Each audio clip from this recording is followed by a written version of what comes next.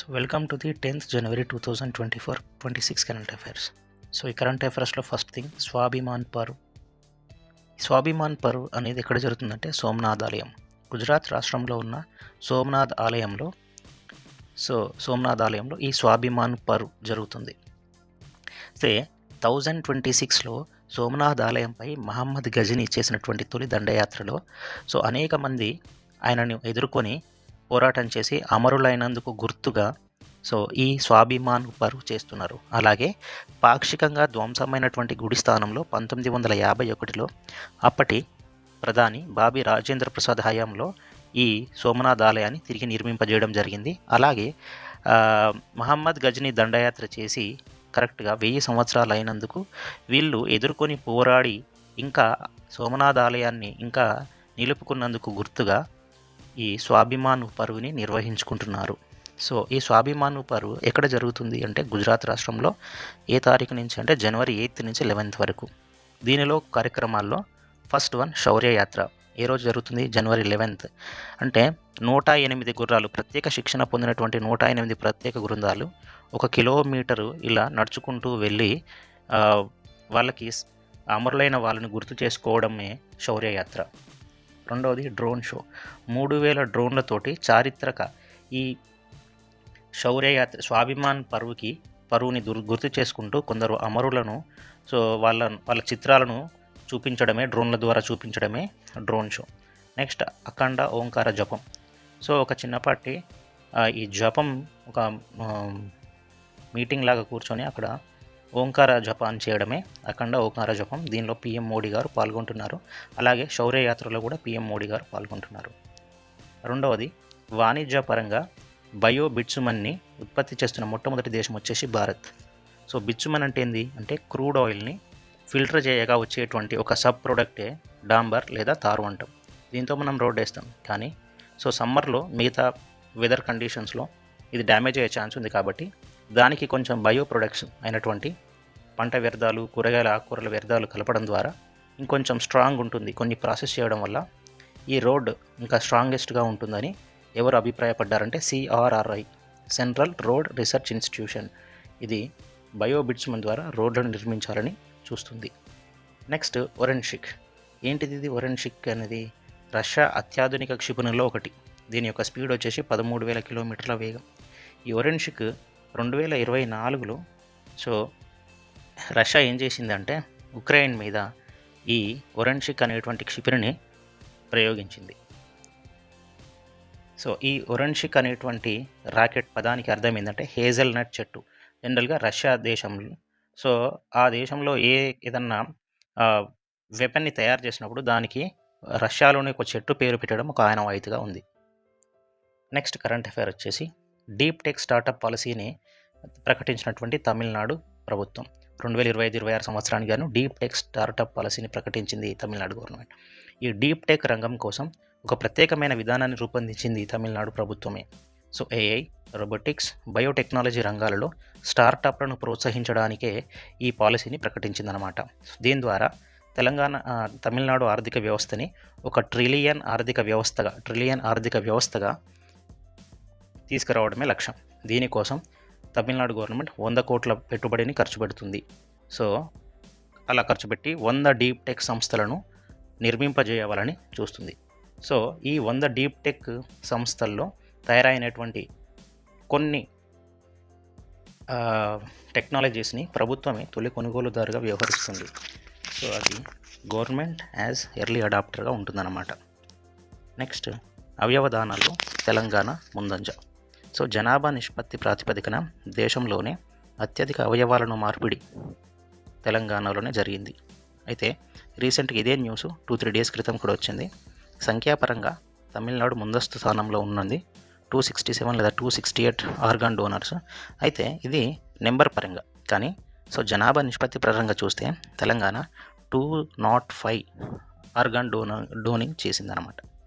ఇది ఇంపార్టెంట్ తెలంగాణ ఎగ్జామ్స్కి అయితే. Next world book fair. ఈ వరల్డ్ బుక్ ఫేర్ ఎక్కడ జరుగుతుంది అంటే న్యూఢిల్లీలో. ఇది 53వ ఎడిషన్. భారత్ మండపం ఢిల్లీలో జరుగుతుంది. అతిథి దేశం స్పెషల్ హానర్ కంట్రీ వచ్చేసి ఖతార్.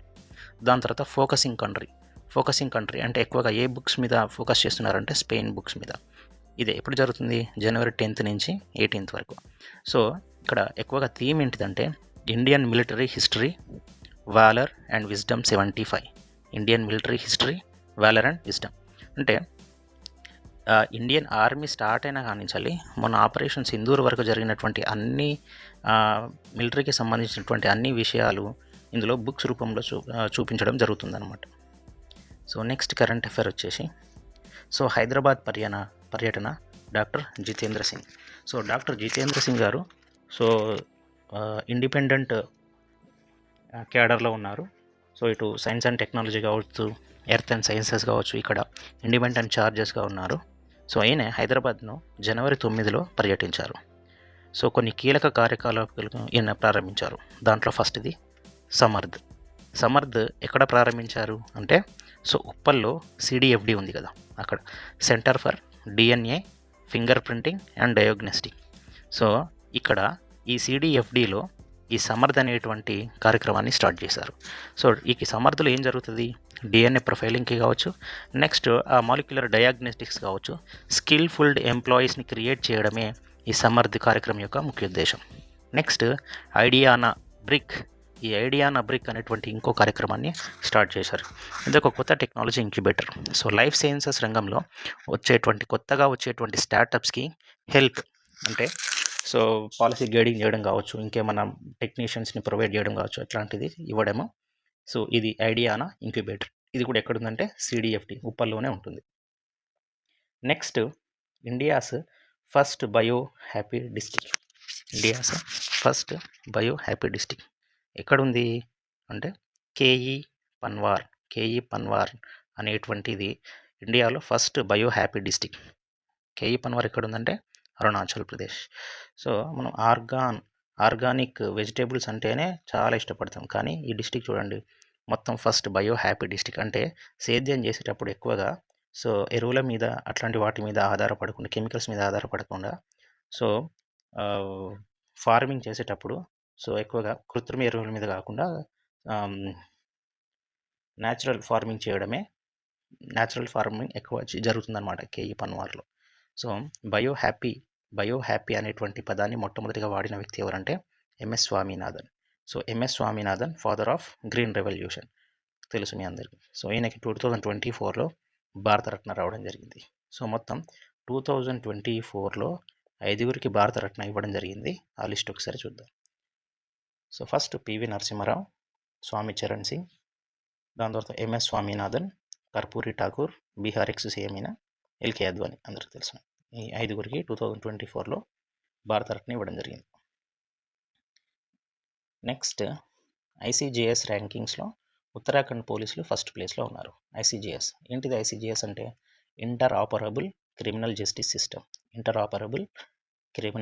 సిస్టమ్స్. ఈ ర్యాంకింగ్స్ ఎవరు రిలీజ్ చేస్తారు అంటే NCRB నేషనల్ క్రైమ్ బ్యూరో వాళ్ళు రిలీజ్ చేస్తున్నారు. ఈ ICJSకి ఒక ప్రధానంగా 5 పిల్లర్స్ ఉంటాయి. ఒకటి police, court, jails, forensic, so prosecution.